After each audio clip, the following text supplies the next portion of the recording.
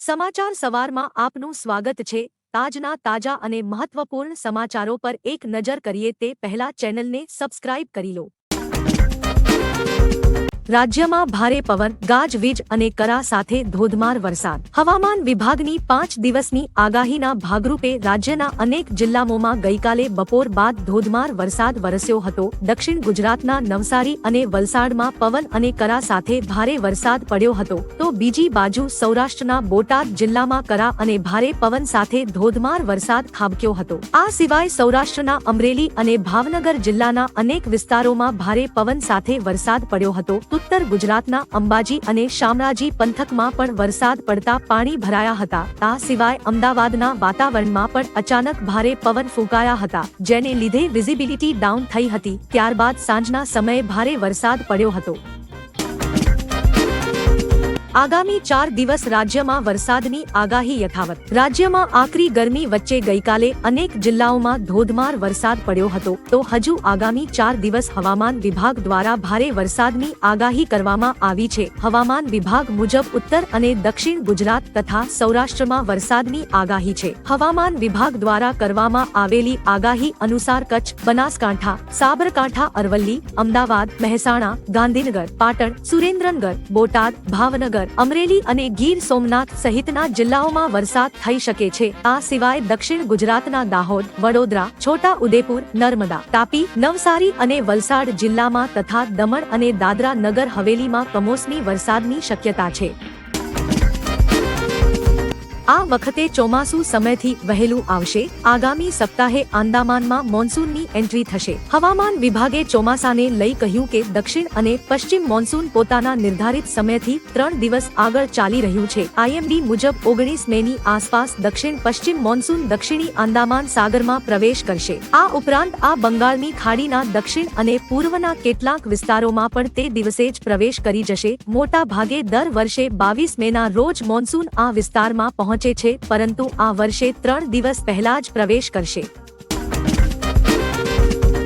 મુંબઈમાં વરસાદ અને તોફાનને કારણે હાહાકાર। મુંબઈમાં વરસાદ અને વાવાઝોડાને કારણે સામાન્ય જનજીવન ખોરવાઈ ગયું છે। અહીં એક પેટ્રોલ પંપ પર એક મોટું હોર્ડિંગ ધરાશાયી થતા લગભગ 100 લોકો દટાયા હતા। એક જગ્યાએ મોબાઈલ ટાવર પડી ગયો હતો, જેમાં અનેક લોકો દટાયા હોવાની આશંકા છે। મુંબઈ એરપોર્ટ પર ફ્લાઇટના સમયમાં ફેરફાર કરાયો હતો। આ સાથે જ મુંબઈની લોકલ અને મેટ્રો પણ થંભી ગઈ હતી। અનેક જગ્યાએ ઇલેક્ટ્રિક વાયર તૂટી ગયા હતા। અનેક જગ્યાએ પાણી ભરાવાને કારણે રસ્તાઓ પણ બ્લોક થઈ ગયા હતા। આ ઉપરાંત ઘણી જગ્યાએ લોકો ફસાયા હતા। પોલીસે બચાવ કામગીરી શરૂ કરી દીધી હતી। સંકલન સમિતિને લઈ પદ્મિનીબા વાળાનું નવું નિવેદન। પદ્મિનીબા વાળાએ કહ્યું હતું કે સંકલન સમિતિના 5 તત્વો નિર્ણય લે છે, તેઓ કોંગ્રેસ તરફ આંદોલન લઈ ગયા, તે પોતાનું ચલાવે છે। આથી સમાજે વિચારવું જોઈએ। 15 અંદર બાઝિયા રાખશે તો સમાજનું શું થશે? આ લોકોને ચૂંટણીથી કોઈ લેવા દેવા નથી। પીટી જાડેજા અંગે કહ્યું કે તેમણે નારાજગી દર્શાવી અને પાછા હટી પણ ગયા। આ લોકો શું કરવા માંગે છે તે સમજાતું નથી। ક્ષત્રિય સમાજને ગુમરાહ કરી રહ્યા છે। ગરમીને લીધે ચીકુના પાકમાં અસર થતા ભારે નુકસાન, સારો ભાવ ના મળતા ખેડૂતો ચિંતામાં। ભાવનગરના તળાજા તાલુકામાં શેરડી, કેરી અને ચીકુનું ઉત્પાદન થાય છે, તેમ અન્ય તાલુકાઓ પણ બાગાયતી પાક માટે પ્રખ્યાત છે। જો કે આ વર્ષે ભીષણ ગરમી પડવાને લીધે કેરી અને ચીકુના પાકને વિપરીત અસર પડી છે અને ભારે નુકસાન થયેલ છે। કેરી અને ચીકુનો માલ ઓછો ઉતરતા બંને ફળના ભાવ સડસડાટ રીતે આસમાનને આંબેલા રહ્યા છે। ભાવનગર જિલ્લામાં ગરમીના લીધે ચીકુનો ફાલ ખરવા લાગતા ખેડૂતો ચિંતામગ્ન બન્યા છે। સિવાય સારો ભાવ ના મળતા ખેડૂતો ચિંતામાં મુકાયા છે। આંબાલાલ પટેલની આગાહી। કાળઝાળ ગરમીમાં ભારે વરસાદ વરસશે। રાજ્યમાં કાળઝાળ ગરમી વચ્ચે ગઈકાલે અનેક જિલ્લાઓમાં પવન સાથે ધોધમાર વરસાદ પડ્યો હતો, તો આવનારા દિવસોને લઈ અંબાલાલ પટેલે ભારે વરસાદની આગાહી કરી છે। આગાહી મુજબ પ્રી મોન્સૂન એક્ટિવિટીના કારણે ગુજરાતમાં આગામી 4 દિવસ વરસાદ વરસશે। ઉત્તર ગુજરાતથી લઈ મધ્ય ગુજરાતના જિલ્લાઓમાં વરસાદની આગાહી, તો સૌરાષ્ટ્રથી લઈ દક્ષિણ ગુજરાતમાં પણ માવઠું પડશે। અમદાવાદ અને ગાંધીનગરમાં પણ વરસાદ પડવાની આગાહી કરી છે। પીટી જાડેજાની નારાજગી અંગે સંકલન સમિતિના રમજુભાની સ્પષ્ટતા કરતા કહ્યું ગેરસમજ દૂર થઈ। પીટી જાડેજાએ નિવેદનથી સંકલન સમિતિ પર નિશાન સાધ્યું હતું। આ અંગે પત્રકાર પરિષદમાં સંબોધતા સંકલન સમિતિના રમજુભાએ જણાવ્યું કે પીટી જાડેજા ચિંતામાં બોલી ગયા છે એ સંસ્થાનો આંતરિક પ્રશ્ન હતો જે હવે પૂર્ણ થઈ ગયો છે। પીટી જાડેજા સંકલન સમિતિ સાથે જ છે, તેમના જે પ્રશ્નો હતા તેની એમની સાથે ચર્ચા થઈ ગઈ છે। અમે પહેલા પણ સાથે હતા અને અત્યારે પણ સાથે જ છીએ। જે ગેરસમજણ થઈ હતી તે દૂર થઈ ગઈ છે। અમારી લડત ચાલુ જ રહેશે। પ્રજ્ઞા નંદે વિશ્વના નંબર 1 ખેલાડી કાર્લસનને હરાવ્યા। ભારતના યુવા ગ્રાન્ડ માસ્ટર આર પ્રજ્ઞા નંદે સુપર બેટ રેપિડ અને બ્લિટ્ઝ શતરંજ ટુર્નામેન્ટમાં વિશ્વના નંબર 1 નોર્વેના મેગ્નસ કાર્લસનને હરાવ્યા છે। પ્રજ્ઞાનંદે કાર્લસન પર 69 ચાલમાં જીત મેળવી હતી, જો કે ઓછા પોઈન્ટના કારણે તે ટુર્નામેન્ટમાં ત્રીજા સ્થાને રહ્યો હતો। ટાઇટલ માટેની મુખ્ય મેચ ચીનના વેઇ અને કાર્લસન વચ્ચે રમાશે।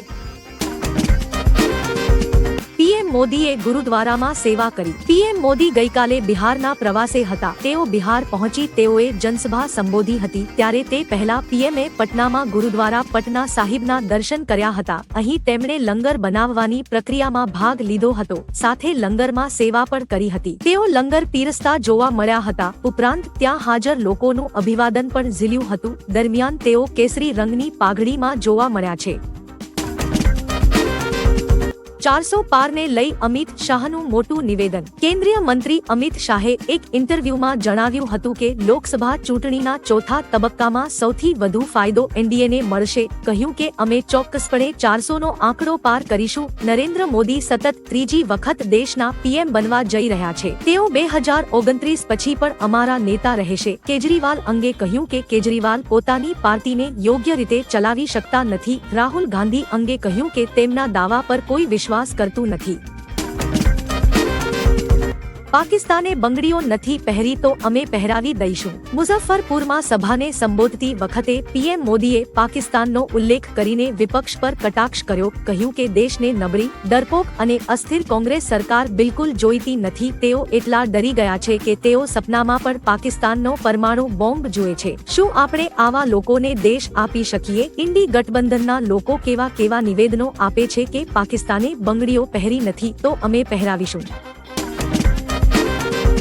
તમારું એક પગલું દેશને આગળ લઈ જશે। તેલંગાણાની હૈદરાબાદ લોકસભા બેઠકના ભાજપના ઉમેદવાર માધવી લતાએ અમૃતા વિદ્યાલયમ મતદાન કેન્દ્ર ખાતે પોતાનો મત આપ્યો હતો।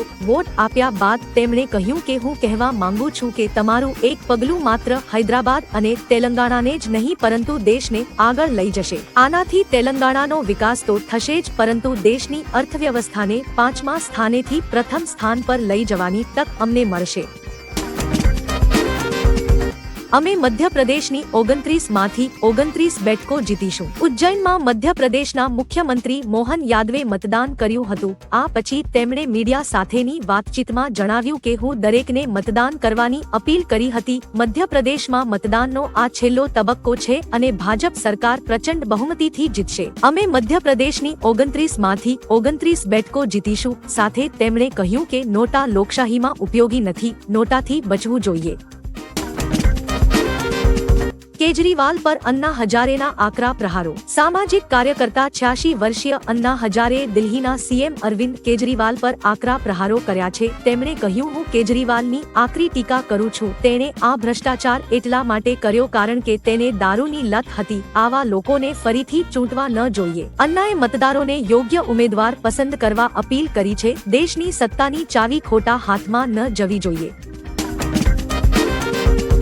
વિવાદ બાદ એક મંચ પર આવ્યા દિગ્ગજો। તાજેતરમાં જ ઇફતો ચૂંટણીના વિવાદ ઉભો થયો હતો। અમરેલીમાં દિલીપ સંઘાણીના 71મા જન્મદિવસે એક મંચ પર અનેક દિગ્ગજો જોવા મળ્યા હતા। આ કાર્યક્રમમાં મંચ પરથી આરસી ફળદુએ કહ્યું કે જયેશભાઈએ તો કાલે વટ પાડી દીધો, તો સામે જયેશ રાદડિયાએ કહ્યું કે વટભેર ઇફકોની અંદર પહોંચાડવા માટે સંઘાણી સાહેબે ખૂબ મહેનત કરી। અમરેલીમાં સંઘાણીના 7 દાયકાની જીવન સફરનો અભિવાદન કાર્યક્રમ યોજાયો, જેમાં દિગ્ગજોએ હાજરી આપી હતી।